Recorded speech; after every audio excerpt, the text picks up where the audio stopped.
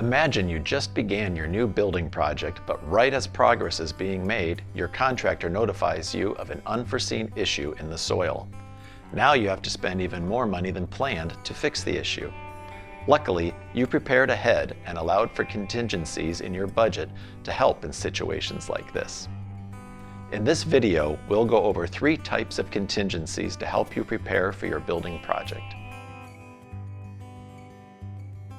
Hi, my name is Bill Hofer, and I'm an architect here at Newman Munson.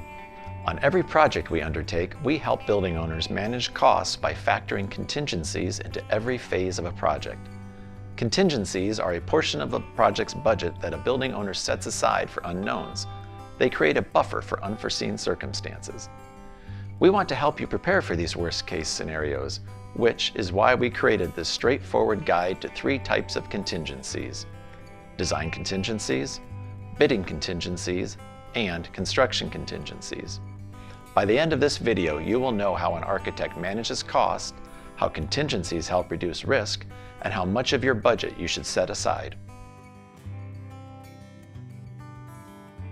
A design contingency reserves a portion of the budget for elements that are not yet fully designed, so the architect can manage costs while exploring options. To get a full understanding of the project and its potential cost, your architect will need to determine the types of spaces you need, your sustainability goals, the level of finishes you want, material prices, site and soil conditions, for renovations, the condition of the current space, and they'll also consider market conditions like potential price increases or inflation. As the architect gains a better understanding of the project and fewer elements remain undetermined, the design contingency reduces and the construction cost estimate gets more accurate. For example, our design contingencies are usually 20% of the construction cost during pre-design. As the design process progresses and less is unknown, the design contingency reduces with each stage. Typically 15% in schematic design, 10% during design development, and 5% in the construction documentation phase. Before we move on to the next type of contingency, let's discuss the differences between a design contingency and escalation. Contingencies differ from escalation. On a building project, escalation is a prediction of costs increasing over time. Typically, cost estimators will predict until the midpoint of construction and budget that cost as a separate line item. On many projects, escalation may be 4% of the construction cost annually. But when the market is more volatile, your architect may estimate more to prepare for greater price increases. Like contingencies, escalation estimates help control costs and assure you have enough funds to complete the project. When construction documents are complete, the design contingency transitions to a bidding contingency. In this phase, you will set aside a contingency to prepare for any bid day anomalies. By the end of the construction documents phase, your architect will provide a final cost estimate.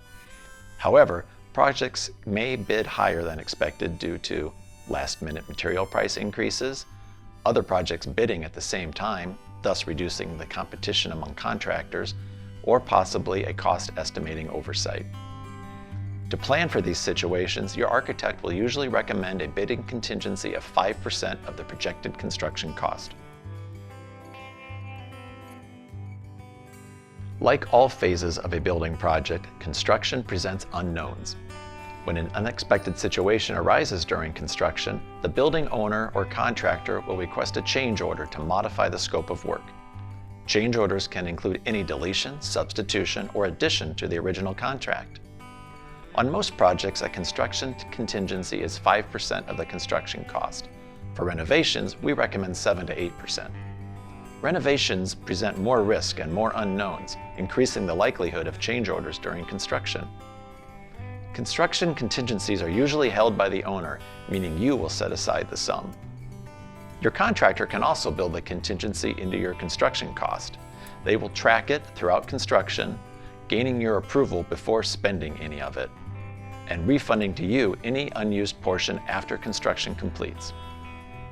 In either case, your architect will work to provide you with the most accurate estimation for your contingency. Contingencies help you manage costs and reduce risk. They act as a kind of insurance, preparing your budget for unexpected situations. Design contingencies help estimate costs while you plan the project, and bidding contingencies cover any bid day anomalies. Perhaps most importantly, construction contingencies maintain your budget by covering unexpected circumstances that arise while the project is underway. Now that you know about contingencies, you are better prepared to manage your construction costs. Start budgeting for architectural services by reading our guide to basic and supplemental services, or the factors that influence architecture fees. Thanks for watching.